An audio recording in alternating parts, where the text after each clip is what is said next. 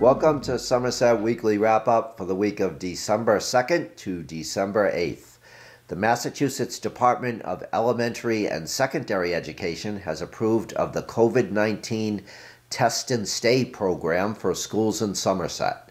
Under the Test and Stay program, students who have been close contacts of a student or staff member in the schools who has tested positive for COVID-19 and are not symptomatic will be able to have COVID testing in the schools each day instead of quarantining, and if those tests come back negative, they will be able to attend in-person classes that day.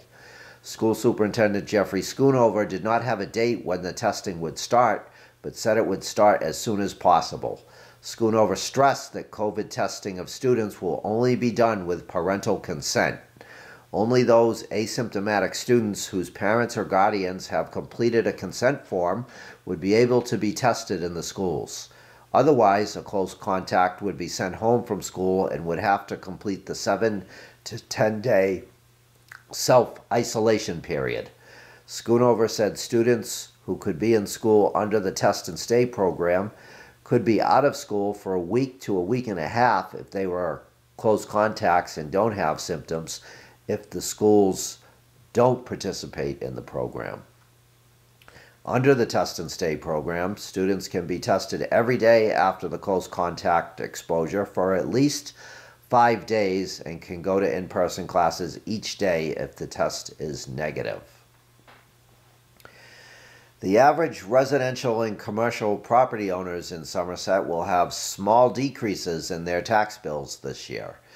The average residential tax bill for fiscal year 2022 will be $36.21 lower than the average residential tax bill for fiscal year 2021.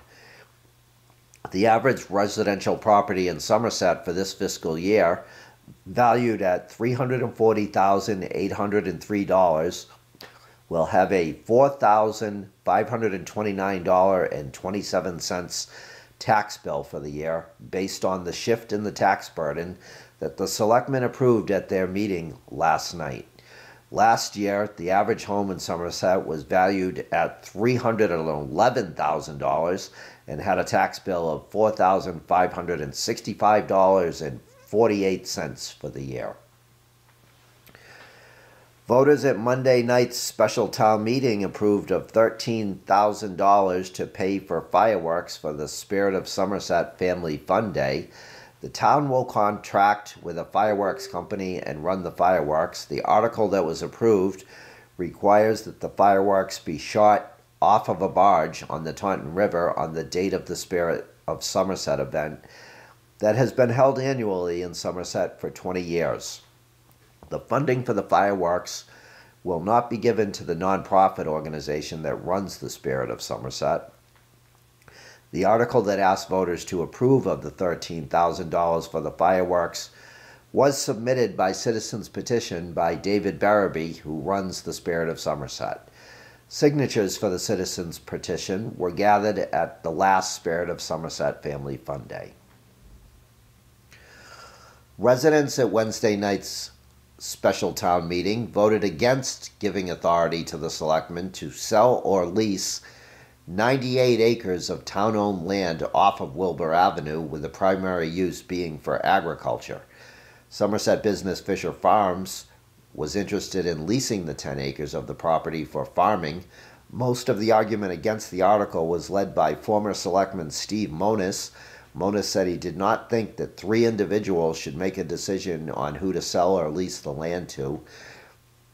The land is zoned residential. For it to be sold or leased for commercial development, a vote would have to be taken at a town meeting to rezone it. Monis said he thinks the current selectmen have the best interests of the town in mind, but said you never know who could be sitting in those seats in the future. Veterans agent Heather Cheatham has resigned from her position effective December 15th to take a job with the Veterans Affairs Administration Department in Providence, Rhode Island. Cheatham has been the town's veterans agent for 11 years. She started the Veterans Day breakfast and was one of a small number of women who were veterans agents when she was first hired. Former Somerset selectmen and state legislators have said Cheatham is the best at what she does in the area. She will be taking a federal job with the Veterans Affairs Administration in Providence, Rhode Island. The state requires every town and city to have a veterans agent who works on health and financial benefits for veterans, organizes the Memorial Day Parade each year, and many other duties. The selectmen on Wednesday promoted 2 firefighters and hired a new firefighter. Todd Arruda, who has worked for the fire department for 13 years, was promoted to captain. Arruda has been an integral part of the EMS department and the grant writing team for the fire department. John Salima was promoted to lieutenant. Salima has worked for the fire department for 10 years. He's been very active with the EMS and the grant writing team. Colin Fardag was hired as a new firefighter for the department. The positions were open because of the retirement of Captain Sean Carrigan. As a solution to neighbors' complaints about the donkey braying early in the morning, former Selectman David Barabee said he would put the animal under a lean-to on the property at night. He said the structure has 3 sides, but he could close it in with a door. Barabee said he and his wife will be going away on a trip, and when they do, they will board the donkey at another location. He said there is a possibility that the donkey will not be brought back to the property when they do that.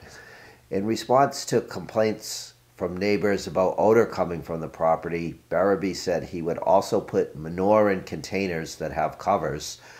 The Board of Health said they would assess the situation in 30 days or sooner if there are still problems with the donkey and have another hearing.